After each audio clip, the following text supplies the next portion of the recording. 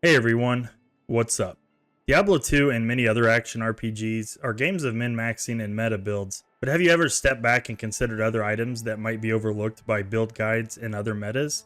I sure have. So today, I want to talk about what I consider to be my top 10 most underrated, unique, and set items in Diablo 2. I also plan to make a list specifically for runewords, so please subscribe if you want to see more of these in the future. Number 1. Butcher's Pupil. This is probably my all-time favorite non-in-game melee one-handed weapon in the game, especially for leveling through Nightmare and into Hell. So what makes this item so good and underrated? First, it is a one-handed axe with 30% increased attack speed, solid base damage for an item with only a level 39 requirement and 68 strength requirement, and the always amazing melee mods of Deadly Strike and Open Wounds. Another thing that makes this item so good is that there aren't really any great melee runewords at this level. Caster builds can easily make an overpowered spirit sword in early Nightmare difficulty, but melee characters always have been at a disadvantage in this space since there is no sort of spirit runeword power equivalent for melee characters. Since it is an exceptional base of cleaver, it can be upgraded to a small crescent for a solid damage increase, with the cleaver base being 10 to 33 base damage, and a small crescent having 38 to 60 damage, meaning that the average base damage is more than double for the small crescent, before even applying the enhanced damage and plus damage bonuses on the item. One last thing that makes this item so great is that it is indestructible. Melee builds are synonymous with constant repairs required on weapons, which creates a terrible quality of life, and this item removes that problem from the equation completely. Number 2. Rockstopper. Rockstopper gets commonly overlooked because it's not as flashy as other helms with plus to skills, faster cast rate, etc., but is one of the best defensive helms in the game and can be an absolute lifesaver for any hardcore players. Salet is an exceptional base that can be upped if desired, but a big part of what makes this item underrated is the level requirement of only 31 to accompany the 43 strength requirement, which means any class can use it without much strength investment. Saigon's helm requires 63 strength for reference. The tri-res on this helm rolls from 20 to 40 for cold and lightning, and 20 to 50 for fire, meaning that the above average rolls will net you 30 to 35 to the 3 most important resistances. On top of the great resistance bonuses, the helm has physical damage reduction of 10%, which is the same as Shaco, and it also has 15 to vitality for increased life, and a nice little 30% faster hit recovery as the cherry on top. This is one of the few unique items in the game that has, in my opinion, 0 wasted affixes. Number 3. Suicide Branch. Suicide Branch is a nice little wand that often falls to the wayside as most caster builds focus on using a Hodo, Wizard Spike, or a Spirit Sword for budget versions. The reality is, Suicide Branch falls uniquely in the middle of all of these items and has affixes from all of the 3 caster weapons I just mentioned. Unlike Wizard Spike, the Suicide Branch does have +1 to all skills and 40 to all life. Unlike Hodo and Spirit Sword, the Suicide Branch has the 50% faster cast rate, which is absolutely required in some instances to hit desired FCR breakpoints. While the Wizard Spike has the same FCR, more resistances, and more mana, the Suicide Branch also has plus to all resistances and plus to life, which is generally always going to be a cheaper and more common item than a Wizard Spike, and certainly the Vex rune that is needed for Hodo. Suicide Branch also has been a staple for a long time by PvP Wind Druids, with them benefiting greatly from the 50 FCR, then of course the plus life synergizing very well with Oak Sage. Number 4. Gerke's Sanctuary. Gerke's Sanctuary is an item even I underrated for many years until learning how well it interacts with Energy Shield on Sorceress. Energy Shield is a skill that consumes mana in place of life when a hit is taken, which starts at 20% damage absorbed at level 1 and scales all the way up to a max of 95% damage absorbed at level 40. Its downfall is the damage taken in this way is doubled, but that can be offset with putting points into the telekinesis synergy. Starting at 200% damage taken with no points into telekinesis, each point put in reduces that amount by 6.25%, meaning that once 20 points have been invested, that 200% amount is actually reduced to 75%, which means the damage taken overall is reduced by 25%. The key part here is that when you have a level 40 energy shield, only 5% of the damage that you take is applied to your life, and that can actually be offset with integer damage reduction. This is where Gerke's comes into play. The shield has integer physical reduced by 11 to 16, and integer magic damage reduced by 14 to 18. You can also further supplement this by socketing it with a soul rune for additional integer physical damage reduction,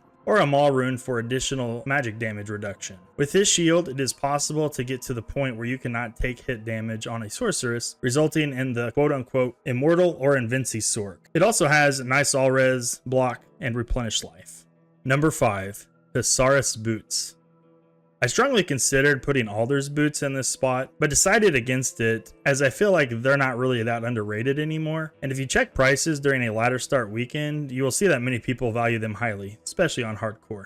So, what is kind of the budget option for Alder's Boots? And the answer is Hsarus Boots. While they don't quite hold up against solid rare boots or other unique boots in the late game, they are amazing for leveling and playing through the game. For the same reason Alder's Boots are so heavily desired, Hsarus Boots have the coveted fire resistance that is noticeably missing from the most commonly used shield in the game, Spirit. With Spirit offering 35 res to the other 3 resistance types, the 25% fire resistance on these boots comes in clutch. They also have 20% faster run walk, which sure can be taught by many late game boots, but isn't always that easy to come by during the leveling process. And if you also find the Hsarus belt, which belongs in the honorable mention list itself for underrated items, you get a massive 2-piece set bonus of 10 to 990 attack rating based on level, which is extremely helpful for melee characters leveling. And the number one thing that makes these boots rock is the level requirement. It is only level 3, and the strength requirement is only 30. Meaning if you are lucky or already have a pair when starting an alt, you can have these equipped around the time you're in the cold plains.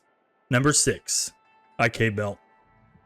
The IK Belt has become an absolute staple during league starts for me, and is even a belt I am comfortable wearing on just about any build, especially any non-paladin caster build I might be playing. The reason for this is the plus 25 strength that comes along with this belt, which can be crucial in obtaining the 156 strength required to wear a Monarch Spirit Shield for any non-paladin class. Before having access to an Enigma, allocating enough strength to wear on Monarch can be a bit stressful, especially on hardcore, as it can really cut into the number of points you can allocate into Vitality, which will decrease your life overall. IK Belt really helps close that gap. On top of the strength benefit, it also offers a solid amount of lightning and fire res, which as I mentioned earlier in the video, fire res is always nice for any caster wearing a spirit shield. Number 7. Goldstrike Arch.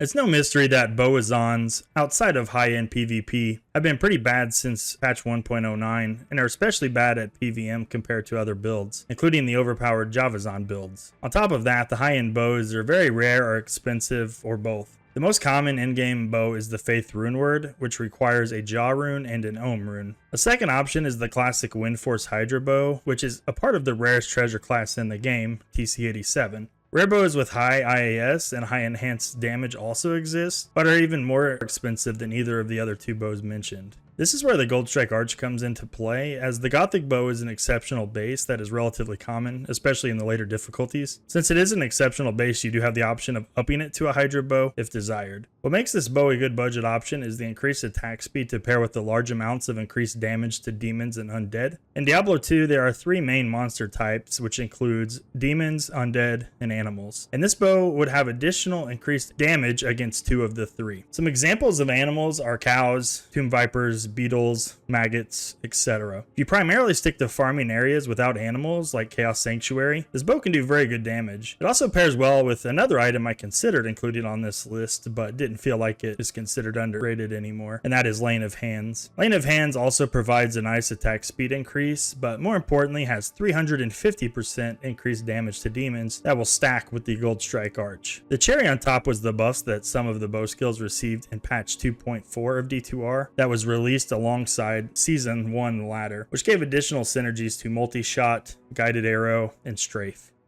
Number 8. Fleshripper. Fleshripper has always been an item that was overlooked, and primarily because it is in the dagger class, but this is actually a solid budget melee weapon. It has solid enhanced damage at up to 300% for a perfect roll, and the Fanged Knife base has a negative 20 base speed, making it one of the fastest base items in the game. The main thing that makes this item good for melee is the trifecta of desired melee mods, including Crushing Blow, Deadly Strike, and Chance to Open Wounds. These 3 affixes, along with Prevent Monster Heal, make it a solid budget weapon for uber killing. Further increasing the viability and usefulness of this item came with patch 2.4 that was released alongside Season 1 ladder, which changed the Barbarian Sword Mastery to Blade Mastery, which then included daggers as a part of the attack rating, damage, and critical strike buffs that skill brings. This makes Fleshripper a very solid option for any dual-wield barbarians. Number 9. Infernostride. Another honorable mention item that would likely be included on other underrated item lists for Diablo 2 are Hotspurs. While I also considered adding them myself, I cannot justify them as being underrated. Instead, the spot on the list goes to the Wish.com Hotspurs, which are Infernostrides. What makes Hotspurs and Infernostride so good is the bump to fire res, which as mentioned multiple times now, is great for Spirit Shield builds, but more importantly, the plus to maximum fire res to pair is even more amazing. By just having at least 55% fire res and then equipping Infernostrides will take your fire res amount to 85%, which means that only 15% of any fire damage you take in the game will hit your life pool. Infernostrides even have one advantage over Hotspurs, and that is the faster run walk, which is noticeably non-existent on Hotspurs and has always been considered its biggest flaw. Infernostrides also have increased extra gold from monsters, and that paired with your amazing fire resistances makes them great boots for running Travical, and maybe you'll find your very own burr rune. Number 10. Marrowwalk. This is another item I debated whether or not it should be included on this list, but I decided it ultimately should get the final spot, as I still think they are overlooked for certain caster builds. Sure, the plus to skeleton mastery makes these an obvious choice for summon necro builds, but I actually like them more for other classes. The primary reason I believe these boots are underrated is the sheer number of plus stats you get with the plus 17 to dexterity and the 10 to 20 range roll on strength. A perfect roll on strength means you would be getting plus 37 total stats from your boot slot, which is hard to do. As mentioned with the IK belt, trying to get 156 strength required to wear a Monarch base, whether that be Storm Shield or Spirit, can be difficult. And this can be an easy spot to pick up extra strength. The dexterity bonus is also especially nice for any builds that are going max block, which I personally like doing on hardcore when wearing a Storm Shield, and these boots are perfect for that. The regenerate mana and faster run walk are nice as well. So, what do you think? Were there any items on this list that you don't think should be considered underrated? Were there any items that I missed? Let me know in the comments below. And please like and subscribe if you want to see more Diablo 2 videos in the future.